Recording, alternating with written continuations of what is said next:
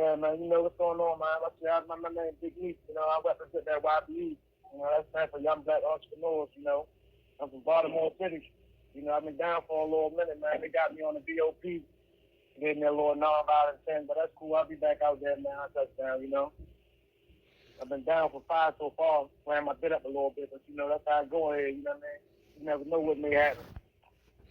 All right, all right. So, what prison are you in right now? I'm in the Maryland joint. I'm in the Maryland system, man. I'm in JCR right now, Like back in the day, they used to call it over the cut. This was Warrior School, man. This was Warrior Land back in the day, but we in Jessup right now. JCI, as it's for short, as in the Maryland DOC system. All right. So, for someone who's never been to prison before, what is Maryland prison like? I mean, particularly, it goes down in here. So it's like you got to be strictly on man time. Any man can survive, you know, this prison, but you got to know the politics and the principles that you're supposed to stand on to get away. To stay out of the way, and you'll pick up on it. But at the same time, it can definitely be an ugly day. Things can happen in the nip of a second. Everything might be going good 1 second, and the next thing you know, a nigga can be getting hit. You know what I mean? And then blood is everywhere. You know what I mean? But it's prison, so that's where things go down at. But other than that, if you on man time, man respect men. So, and I feel as though any dude that's really in the street, that's doing him, in the streets, in the field, I think they should get a little bit of bit in because it make them wiser and make them better, and they come back stronger and they come back harder. So I think anywhere like associate that's really in the streets, I think they need to do a bit, man, so they can really see what's real and open their eyes up so they can charge the things that they didn't charge before. You get what I'm saying? All right, all right. Now, what what does it take to survive a long prison bed? Per se, what I was just saying, you got to be strictly on man time, and you got to stand on principles. There's morals and principles that all men must stand on. You mind your business in here.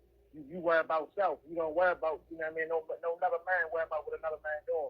You get what I'm saying? So, you stay on man time, and that always you keep your key because you might never know what might go down. So you have to have something for protection. So a key is basically, a knife, a fifty, or whatever the people may call it. A key is that's like your hair clipper. You can shake a nigga up at any given moment. You get what I'm saying? So, yeah, you got to keep a key, man, because you want to protect yourself. And at any time, a nigga can run up on you that may die head. And if you ain't got it, just like when you home, you got to keep that blicky because you rather get caught with it than without it. You get what I'm saying? Yeah, yeah. All At right, the same time, we got this thing called barbecue. You get what I'm saying? So when a nigga say I'm a barbecue, yo, that means he gonna slaughter him, man. He gonna get him out of there. Really put you together. You get what I'm saying? So all right. yeah. Okay, now tell us tell us about maybe the first crazy thing you may have seen during your prison bed. Of Oh, course, you could leave any names out. You could if you involved, you could switch yourself out and say you saw something else. You know how we do to not incriminate ourselves out here, because of course this is right, gonna yeah, go out to the absolutely, public. man. Yeah, but just Yeah, let's you know talk. I know Let's what's going on, Yeah, man. tell us about just some of the things you've experienced, some of the things you've seen that maybe happen to other people, so to let people know that it's real serious in here, and this is a place where you don't want to be if you can't take the heat in the kitchen. Right. Absolutely, man. Just like you said, if you can't take the heat, man, you got to get out the kitchen, man. So, it goes down to one of the most things that they go down about that phone, man, about that horn. It goes down about that. You know what I mean? Because you got certain different phones that regulate. And if you ain't in an organization or you're not a part of something, then you got to fall in line. And not even just that, because some men feel as though they need to talk to their family or their loved ones as long as they want to. So if you're not really in the mix, or you got some men that's not just going for anything, man. And one of my personal experience, because I'm gonna speak myself what I went through when I first came in on this bit, man. I'm a type of laid back type dude, but at the same time, I want a nigga to respect my mind just like I respect their mind. You get what I'm saying? So, make long story short, it was my turn on the phone. You know what I mean? So they had this little thing going on the phone. I sat in line. Sat in line. So at the same time, a dude got on the phone when it was my go. So I let him know, like, as a man, like, man, look, man, I'm letting you know that was my turn to go. And dude say, like, look, man, I was gonna let you go, but now I feel as though that you are posing me as a threat and I ain't letting you get on the phone. So you know the first thing I did, I went to the key. You get what I'm saying? I whip my key out and let you know I'm not even playing with him and put that bitch to his neck and let him know, man, if you don't hang this clip up, this might be your last day in this motherfucker. You get what I'm saying? Because I want a nigga to respect my mind, but at the end of the day, you know what I mean? We did what we did as men, and I gave him a bed when he went in there and put him together and bust his whole shit like a man should when somebody feel as though he getting disrespected. And after that, that was my phone. And that's when they start calling me Big Nique, man, because they like, man, yeah, Big Nique, you big things, yeah. Yeah, man, I totally understand, man. Worldwide, it go down about that phone, man, for that jack.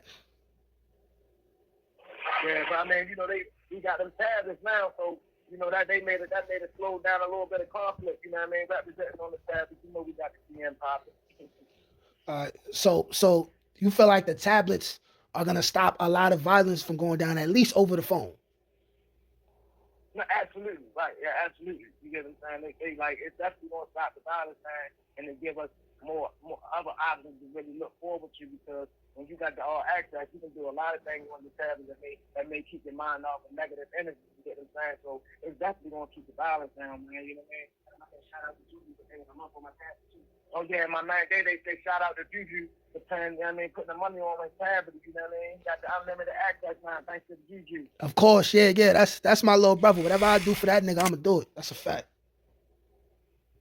That's a And that's fact. how it should be, man, because, you know, if you call, and that's another thing I want to get on top. You know, for all the dudes that got men out there, man, and you know your man a lot, man, you know he's in this situation, man, make sure you do whatever you can for your man, because if he's your man, you're going to do whatever for that guy. And if you out there getting your funds right and you got money, there's no reason why your man should be in here for me and not taking care of business, man.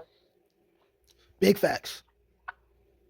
Big facts. Big You know, facts. that's just the number one rule, man, because I mean, when you out there doing what you doing, man, you know, you can't forget the loved ones and your man that later put his life on the line for you when he was out there, when y'all was out there doing whatever and so on that y'all was doing. You get what I'm saying? So you can never forget the dub when you down these behind these stages, man. You know what I mean?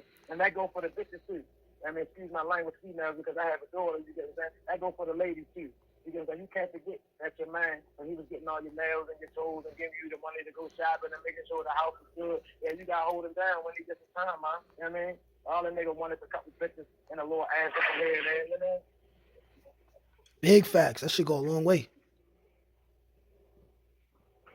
That should go a long way, man. Absolutely. Yeah. So can you give And us a then few? another thing, I'm listening. one thing I want to shout out to my projects, man, you know, in Baltimore, ODH, man. That's what I'm repping, man. Southeast Baltimore, ODH projects, man. You know what's going on. We in here. Uh-huh. All right. So do you have any more experience that you would like to share with the people? No, I can't do it, man. My boss is, what you saying, big homie? Do you have any more experiences during your time that you would like to share with the people on YouTube? I mean, right off the top of the hand, I mean, like I said, man, I've been seeing a lot of things, man. I've been seeing a lot of bloodshed. I done seen niggas get fan motors hit on top of their head. You know what I mean? Fan motors, if y'all don't know, it's actually out of fan, and they take the motor out the fan, and, you know, some may put it in the shot and wrap it up, and you can use that as a weapon. And there's so many things you can make as a weapon out, man. But I've been seeing niggas get their fan motors on top of their head. Okay. You know, All right. all So that do you know how that particular fan motor situation went down? Do you know why that happened? I mean, well, that's another thing that go down, man, about these drugs, man. You know, some of these dudes ain't got the funds and they run bills up.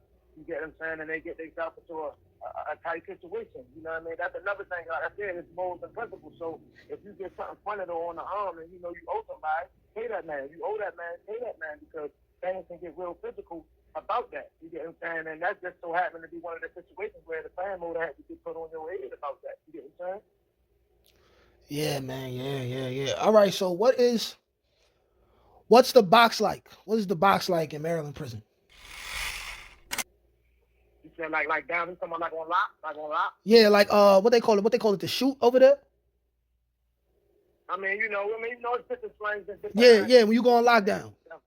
We call lockdown though. You know, the name of the DOD, I see. But anyway, make long story short, you know, when you go in the box, man, that's like it really gets your mind right. Because I can tell you one thing: a man that don't really have a strong mindset or a mindset for this, it can really drive you psychologically crazy, man. Because you in there, first of all, you lock 23 and 1.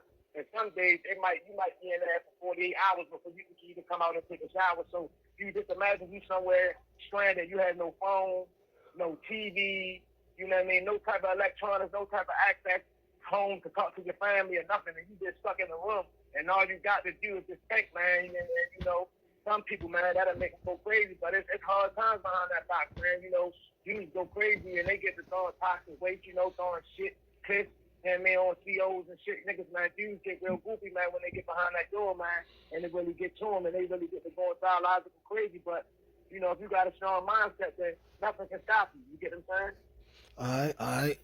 Now, how does someone maintain a positive mind state and keep themselves from losing their mind, not only in the box, but just being in prison in general? I mean, you got a lot of scapegoats, you know. You got a lot of scapegoats. One thing is, you know, keep it moving, man. Keep it pushing. You know, get into your programs. You know, go to your library. You may have a case that you need to study your law, man. Study your case so this dude that's fighting to get back out. You get what I'm saying? So it's like, you know, you keep yourself occupied because they got different programs in the system that you can do. If you ain't got your GED, you know, get in your books, get your GED, stuff like that. And other than, you know, just kicking the bobo with your mind, man, or fooling with your people, you know, that gets you by too. And that most definitely talking to your fan, man. You know, some people like calling up town and taking them out there, you know what I mean? And receiving them pics from your people, man. If you got a good support system, then you'll be all right in the system, man. So that's what really mainly get me by is my family, man. You know, they go this thing out with me, man. I've been down 5. You know, it's ups and downs to it, but at the same time, you know, I got a good family support, so they take care of anything I need them to take care of, man. But that's really gonna get you by if you got a female or a lady friend or, you know, your family just being there for you. And, you know, you ain't really got nothing to worry about after that, you know. So that's what make it count, you know, family support. That's what you need. All right. So we're gonna wrap this up. This has been a great interview, but before we wrap it up, first thing, give some positive words to any young guys who might be getting involved into the streets and they're on the verge of going to prison.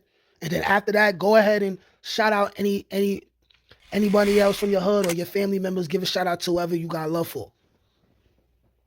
Alrighty, that's a fact. You know, we go to Dunway in my city. You know, as I said, I'm from Baltimore, Maryland, man. I'm from Baltimore. And, you know, that's body line. You know, that's a dope cat, but you know how we go. But as far as me giving word to some positive feedback to the youth, man, because that's where it started, man. It started with the youth, man, the younger guys, man.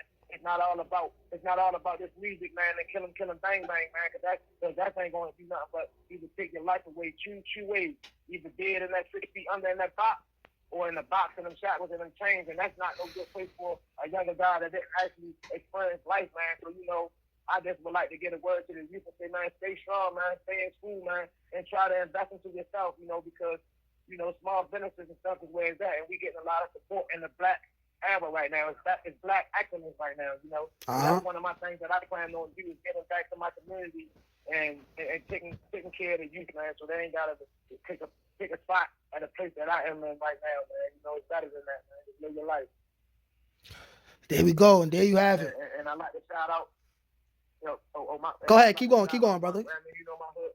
Well, y'all like to shout out my hood though, man. I love my mother ice cream. I love her, hold it down. My pops, you get what I'm saying? My young dudes out there on that rap shit, man. They doing their thing. Breezy, Lil Coy, T Religion, man. Look my youngins up, man. You know they doing their thing out there in Baltimore right now. You know we got the wave, man.